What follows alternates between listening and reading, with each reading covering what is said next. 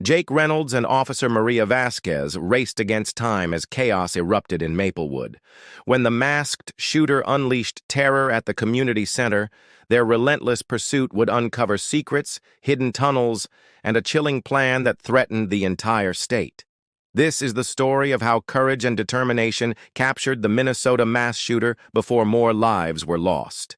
The peaceful town of Maplewood, Minnesota, was known for its friendly neighbors and quiet streets, where everyone seemed to know one another.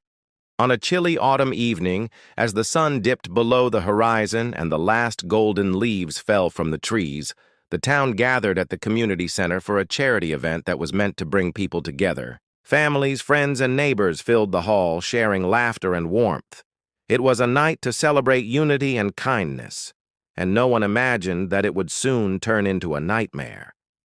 Suddenly, the calm was shattered by a series of loud, sharp gunshots. The sound echoed through the building, striking fear into the hearts of everyone inside. Panic erupted instantly. People screamed and scrambled to find cover wherever they could, under tables, behind walls, anywhere to hide from the danger. The masked shooter moved swiftly, firing with deadly accuracy, causing chaos and confusion in every direction. Some people were injured in the chaos, while others managed to escape through side doors. Emergency calls flooded in as terrified witnesses described the shooter to dispatchers. The local police department, which had been alerted within moments, raced to the scene. Officers arrived to find a chaotic and dangerous situation. Inside the community center, the shooter was nowhere to be found, having disappeared through a back exit just before the police got there.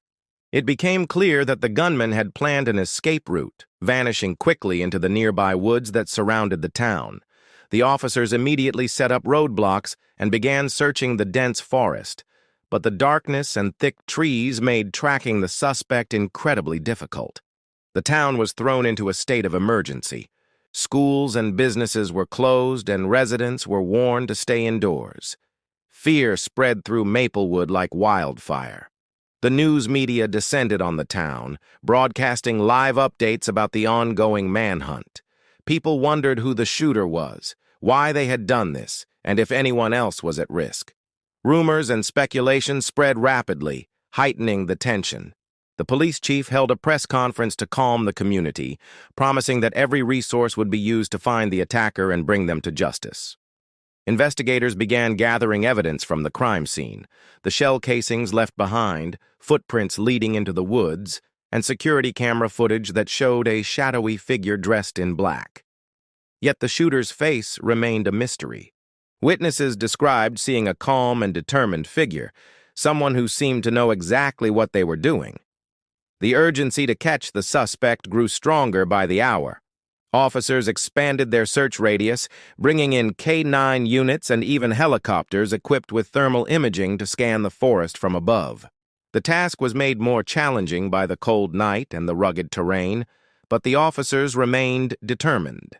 The fear in the town was matched only by the police's determination to end the nightmare. As the night wore on, a chilling realization settled in. This was no random act of violence. The shooter had targeted the community center deliberately, aiming to inflict maximum harm in a place where people felt safe. The question of motive loomed large. Was this a personal vendetta, an act of terror, or something even more sinister? The answers were buried deep in the darkness, waiting to be uncovered. In the quiet moments between the chaos, the people of Maplewood clung to hope, praying for a swift resolution. The mass shooting had torn through their sense of security, but they refused to let fear take over completely. Little did they know that the coming days would reveal startling twists, and the relentless efforts of law enforcement would soon bring the mystery and the shooter into the light. The investigation into the shooting at the Maplewood Community Center quickly became the largest and most intense operation the local police department had ever faced. Detectives and forensic teams worked tirelessly to piece together what had happened and to uncover any clues that might lead to the identity of the shooter.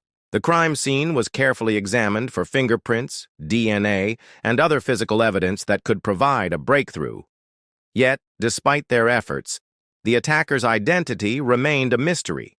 The only clear image they had was from security cameras that captured a figure dressed entirely in black, wearing a mask and gloves, moving with chilling precision and purpose. Witnesses were interviewed one by one, their memories still shaken by the terrifying events. Many described the shooter as calm and methodical, acting like a person who had rehearsed this attack. But no one could say why someone would want to harm their small community so brutally. There were no obvious connections or threats in the past that pointed to a suspect, leaving the police frustrated and searching for answers. Theories began to swirl. Was this a lone attacker driven by personal anger? Was there a political motive? Or could it be linked to something larger and more dangerous? Amid the exhaustive search for leads, a surprising piece of evidence surfaced. Security footage from a nearby business revealed a brief moment that caught the attention of the investigators. A figure making a call from a payphone located several miles from the community center not long after the shooting ended. Payphones were rare in the area, and their use was even more unusual in the digital age. This unexpected call sparked hope that it might hold the key to finding the shooter's whereabouts.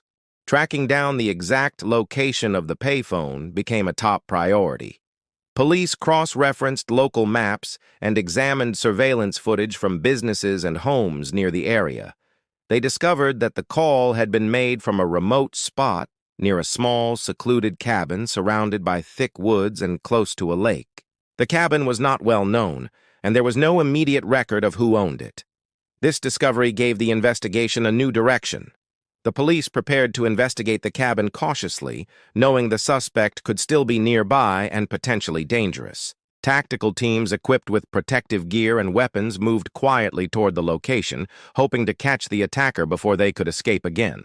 The cabin itself appeared abandoned at first glance, with boarded windows and an overgrown yard. However, once inside, the scene told a different story. Officers found signs that someone had been living there recently. Discarded food containers, weapons supplies carefully hidden, and notebooks filled with disturbing writings. These journals revealed a disturbing glimpse into the mind of the shooter: plans, motives, and long-held anger. The writings suggested that the attack was not spontaneous, but carefully planned over many months. There was a sense of deep resentment toward the community, mixed with frustration over personal failures. The shooter had created detailed maps and escape routes, showing an understanding of the area's terrain. But just as officers were ready to make an arrest, they realized the suspect had left once again, slipping through a hidden tunnel beneath the cabin. The discovery of the tunnel added a new layer of complexity. It was narrow and dark, leading away into the thick forest beyond.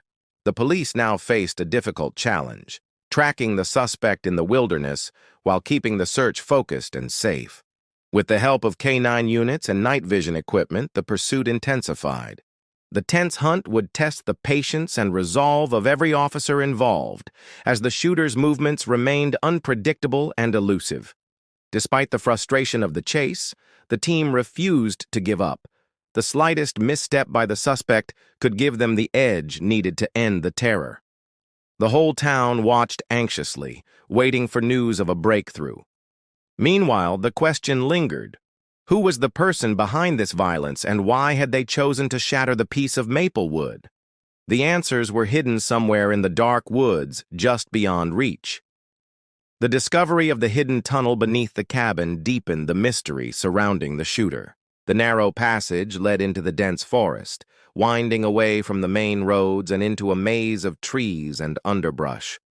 The police knew they had only a small window to catch the suspect before he could disappear into the wilderness completely. A tactical team moved carefully, using flashlights and night vision goggles to scan the darkness, their footsteps muffled by the soft earth. As the officers advanced, the forest grew thicker, the trees crowding closer and the sounds of wildlife fading beneath the tension. Every rustle of leaves, every snapped twig raised the team's alertness, knowing that the suspect could be anywhere. Hiding, watching, waiting.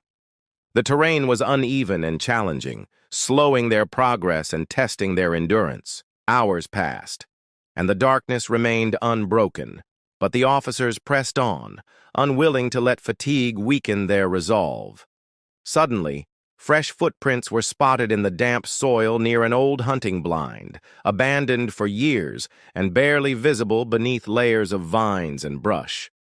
The tracks were clear and recent, confirming the suspect had not gone far. The team quickly established a perimeter, setting up a silent watch as they waited for the right moment to act. The tension was thick. Every minute could bring the suspect closer or farther away. In the eerie stillness of the forest, a faint noise reached the officers, the crunch of footsteps on dead leaves. The team tightened their formation, weapons ready but lowered to avoid startling the suspect.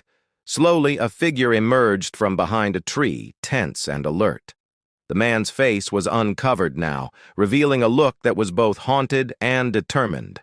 Without a single shot fired, the police moved in, carefully but firmly taking the suspect into custody. The arrested man was a shock to the community. Known to neighbors as quiet and reserved, he had never shown signs of violence or anger. No criminal record, no history of trouble. Nothing that suggested he was capable of such a horrific act. Investigators soon learned that beneath his calm exterior lay years of hidden pain and growing resentment. Personal failures combined with untreated mental health struggles had built a dangerous storm inside him. The journals found at the cabin told a story of isolation and anger turned inward, eventually exploding outward in the violent attack. Further investigation revealed chilling details about his planning. The attack had not been random. It was carefully calculated to cause maximum harm and terror. The maps and notes showed he had scouted multiple locations and escape routes.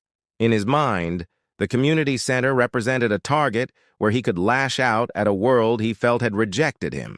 Authorities pieced together a timeline of his movements, revealing months of preparation and secrecy. The community was left stunned. How could someone so close, so seemingly ordinary, have planned such a terrible crime in secret? The revelations brought a wave of questions about how mental health issues can go unnoticed and untreated, sometimes with tragic consequences. It also sparked a deeper conversation about the signs that might have been missed and what could be done to prevent future attacks. Despite the shock and sorrow, the people of Maplewood found a measure of relief in knowing the danger was over. The suspect was now behind bars, and the nightmare that had shattered their town was finally ending. Yet the scars remained on the victims, their families, and the community at large. The case would serve as a haunting reminder of how darkness can hide in unexpected places, and how vigilance and compassion must go hand in hand to keep communities safe. The arrest of the shooter marked a critical turning point, but the investigation was far from over. Authorities faced the complex task of unraveling the full story behind the attack and understanding the deeper motivations that had driven a seemingly ordinary man to commit such a horrific crime. Detectives delved into his background, searching for connections that might explain his sudden descent into violence. They interviewed friends, family, and co-workers, hoping to piece together the fragments of a life that had remained largely hidden from view. What emerged was a portrait of a man struggling silently with mounting frustration and despair. He had experienced a series of personal setbacks, lost jobs, failed relationships, and growing isolation that fed a dark narrative in his mind. Mental health experts brought in to evaluate him found signs of untreated depression and paranoia. Despite this, there had been no previous reports or incidents that raised alarms, highlighting the difficulty in predicting when someone might cross the line into violence. The community was left grappling with how much they had really known about the person in their midst. Meanwhile, forensic analysis of the evidence collected at the scene and the cabin deepened the understanding of the shooter's intentions. The weapons used were modified for increased lethality, and the journals revealed that he had researched similar attacks and law enforcement tactics. This knowledge made his evasion and escape attempts more calculated, showing that he had expected a manhunt. The tunnel beneath the cabin was part of a carefully designed escape plan, a hidden route that he hoped would keep him free long enough to carry out further attacks. The investigation also uncovered a disturbing detail. The shooter had plans to target multiple locations across Minnesota. His intention was to spread fear far beyond Maplewood, aiming to inflict widespread harm. Authorities realized that the quick capture had prevented an even greater catastrophe. This revelation sent shockwaves through the state and the nation, emphasizing the importance of swift and coordinated law enforcement response in such crises. Community leaders organized vigils and support groups to help residents cope with the trauma. Counseling services were made available to those affected, including survivors, families of victims, first responders, and others who had witnessed the horror firsthand. The tragedy sparked conversations about mental health awareness and the need for better resources to identify and support people in crisis before they reach a breaking point. Lawmakers began discussing policy changes focused on improving mental health care access and tightening regulations on firearms, hoping to prevent future tragedies. The police department also conducted an internal review of their response to the incident, analyzing what went well and what could be improved. They recognized the importance of communication and coordination in managing the chaotic scenes of such events. Officers involved in the manhunt shared their experiences and lessons learned, providing valuable insights for training and preparation. As the community slowly began to heal, the trial of the shooter attracted widespread attention. The courtroom became a place for uncovering painful truths and delivering justice. The evidence presented was overwhelming, showing not only the brutal nature of the attack, but also the depth of planning behind it. Families of the victims found some comfort in the knowledge that the person responsible was held accountable, even though nothing could erase the pain they endured. The story of the Minnesota mass shooter became a cautionary tale, reminding people of the hidden struggles many face and the importance of vigilance, support, and swift action. The bravery of law enforcement officers combined with the resilience of the community stood as a testament to hope amid darkness. Though the wounds would take time to heal, Maplewood's resolve to move forward and protect one another grew stronger with each passing day. In the days and weeks following the arrest of the Minnesota mass shooter, the community of Maplewood struggled to come to terms with the tragedy that had shaken their town to its core. The sense of shock gradually gave way to a determination to heal, rebuild, and learn from the events that had unfolded. Families of victims sought justice, while survivors faced the difficult process of recovery. The overwhelming support from neighbors, strangers, and organizations across the country helped remind everyone that they were not alone in their pain.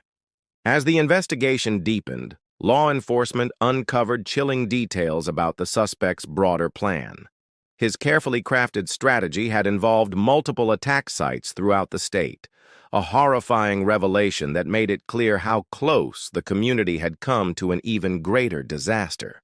Authorities realized that the swift capture had prevented a tragedy of unimaginable scale, highlighting the critical importance of rapid response and coordination in emergencies. This knowledge brought a bittersweet relief, gratitude that the violence had been stopped, mixed with sorrow over lives lost and forever changed. The case sparked important conversations about mental health and gun control at local, state, and national levels. Experts emphasized the need for early intervention and expanded resources to support people facing emotional and psychological struggles. Many community members, activists, and policymakers pushed for stronger background checks, better mental health screening, and more accessible treatment options. The tragedy became a rallying point, encouraging dialogue and action aimed at preventing future attacks. The police department, praised for their dedication and bravery, also reflected on the experience. Officers shared stories of fear, perseverance, and teamwork, revealing the human side of law enforcement in the face of crisis.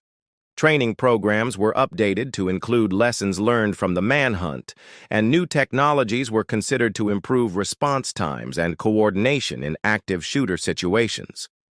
The department's efforts became a model for other agencies facing similar challenges. Public memorials and vigils were held to honor the victims and show solidarity with their families. The community center, once the site of unimaginable horror, was eventually restored and reopened as a symbol of resilience and hope. Many residents volunteered to help rebuild and support those affected, determined to reclaim their town from the shadow of violence. As the shooter's trial approached, the courtroom became the stage for a difficult but necessary reckoning. Evidence presented detailed the planning and execution of the attack, shedding light on the suspect's mindset and motives. The proceedings offered a measure of closure to the families of the victims, ensuring that justice would be served. Yet the scars left by the tragedy were deep, a reminder of the fragility of peace and the importance of vigilance. The story of how cops captured the Minnesota mass shooter became widely known, inspiring documentaries, articles, and discussions about community safety and the challenges of modern law enforcement. It served as a powerful example of courage, resilience, and the complex realities behind acts of violence. For Maplewood, the experience was a harsh lesson, but also a call to come together, support one another, and work toward a safer future. In the end, the tragedy did not define the town. It was the response to it, the strength of its people, and their unyielding hope that would shape Maplewood's future. The memories of that night remained, but so did the promise to protect their community and never forget the lives changed forever.